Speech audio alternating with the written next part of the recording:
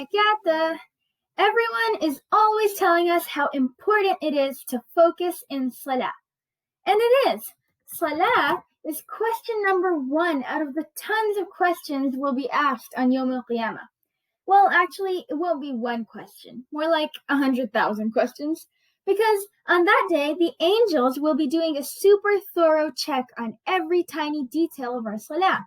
Every sajda, every tashahud, every ayah of Surah Al-Fatiha that we ever recited will be a checkbox that needs to be filled if we want to be saved from being burned in a fire that's hot enough to melt mountains. Imagine how scary it would be if we were told that, sorry, your salahs weren't the kind we were looking for, you failed. When we think about it that way, where every single word will be judged on how much we were focusing, it seems impossible, and people sometimes even feel like giving up. They don't see any point in even trying because, it's too hard. I can't do it. I'm too messed up. Only people in the Prophet ﷺ's time could actually focus enough for Allah subhanahu wa ta'ala to actually accept it. So guess what? Sometimes they leave the most important practice in our life, the time where we remember our slaveness to Allah subhanahu wa ta'ala, or slavism, I don't know, the fact that we're slaves. But we can't just forget about the second pillar of Islam, because that's not going to fix anything, at least before we were trying, and Allah subhanahu wa ta'ala will see that, and inshallah have mercy on us because of that. But if we just give up, then we're sealing our fate. We're just accepting a future in Jahannam. Jahannam, a fire. Like, have you seen fires before? Just look at the news and how so many places in California are burning down. You can get a rough idea of fire. And, that's how Jahannam is, although, of course, it's way worse. But, yeah, if we just stop trying to fix our salahs, we might end up inside that fire that never goes out. So, giving up is not an option. But then, how do we answer the question of, how are we ever going to, pass the super strict test of focus and salah if we get distracted so easily? Even if we try our best, most people can focus for a good part of salah, but rarely the whole thing. The Prophet ﷺ literally challenged his companions, the Sahaba, to pray a perfect salah. And guess what? Even they couldn't do it.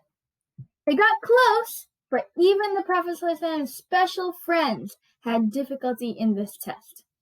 I mean, we all know that it's not always easy. There's literally a special shaitan whose one job in life is to distract us in salah. And he knows exactly what gets our attention. And he's great at it because he's been doing it for hundreds of years.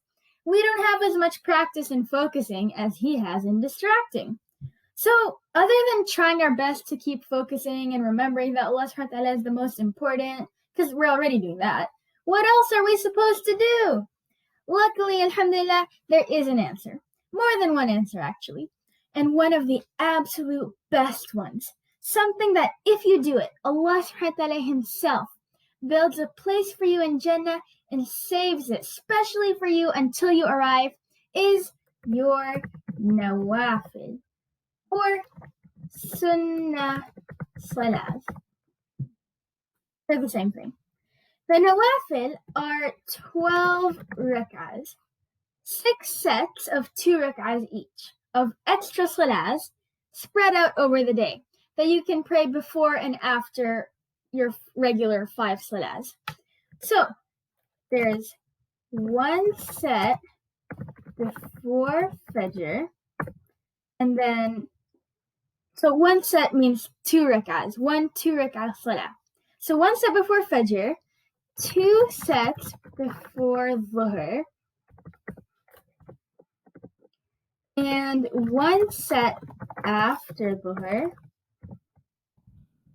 1 set of 2 rak'ahs. Then, none for Asr, unless you want to move one of the ones from before Dhuhr to before Asr. That's another option. Then, 1 set after Maghrib, and then 1 set after Isha. So, yeah, you might want to screenshot this if you don't know these by heart. So 6 sets in all, which means 12 rak'ahs in all.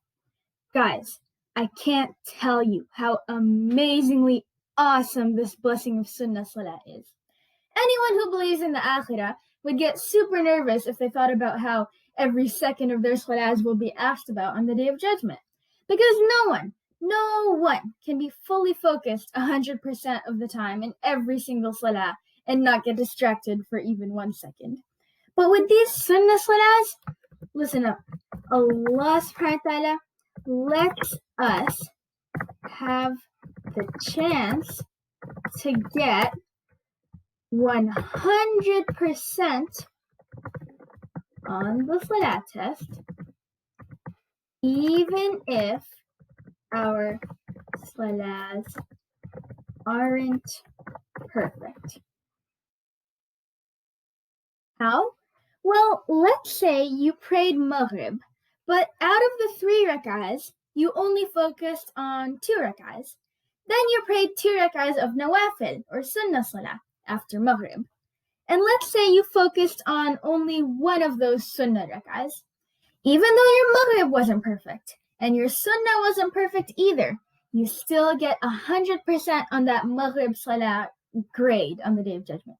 Because that one bonus rak'ah of Sunnah Salah, where you focused, made up for that 1 rak'ah of Maghrib where you didn't focus. You get it? Now do you understand what a great big blessing Nawafil are? Alhamdulillahi Rabbil Alameen.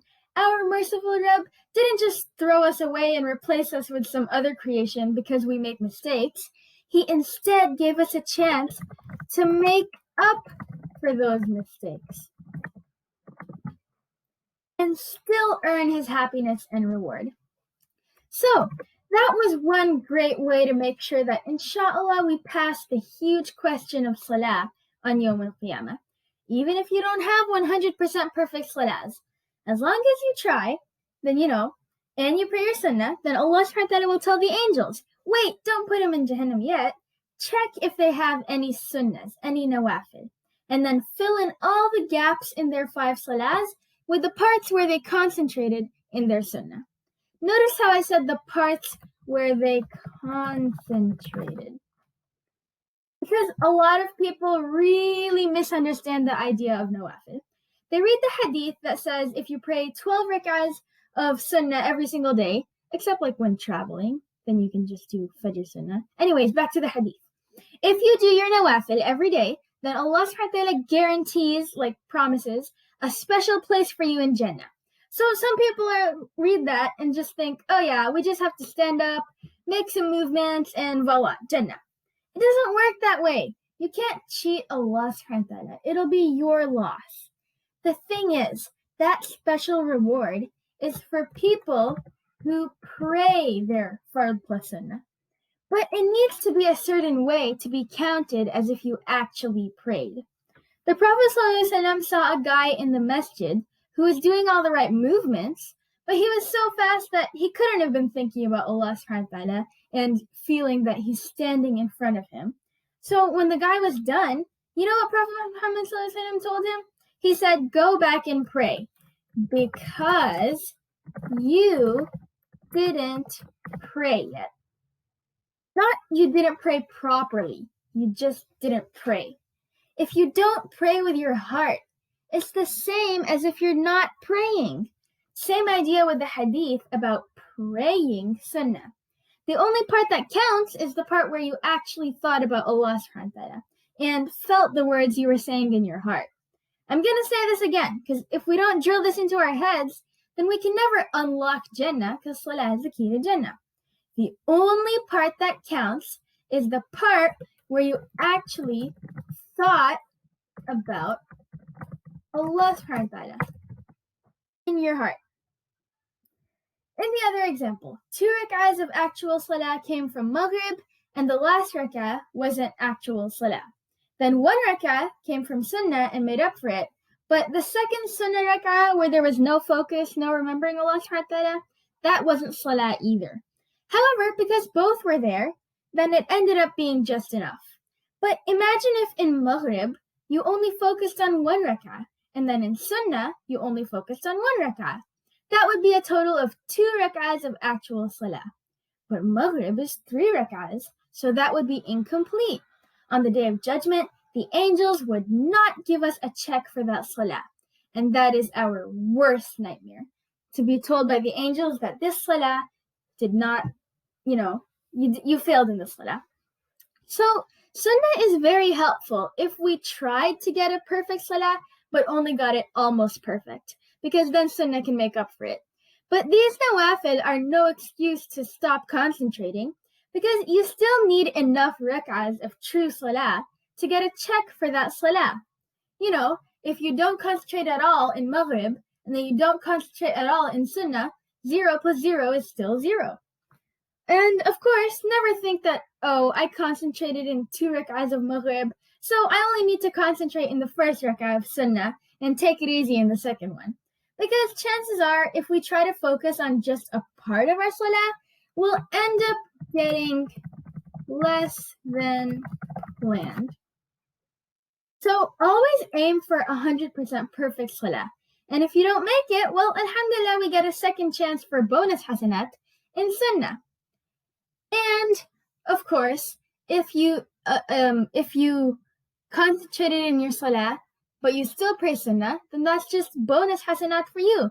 And let's say in a different salah, another day you weren't focusing, so that can make up for that. So never skip Sunnah because you think you concentrated. Okay, so I hope that from now on we'll all, inshallah, make a plan to start praying our Sunnahs. And I mean actually praying, remembering Allah subhanahu wa ta'ala, and fighting distractions as much as we can. If you want, you can start with half of the 6 Sunnahs, 3 sets, and keep adding one every week or so until you're doing all of them. Or if you feel you can, and this is between you and Allah subhanahu wa ta'ala, you could just start all 6 sets today and get the maximum hasanat way sooner. Whatever works best for you. Okay, I'll leave you to do that.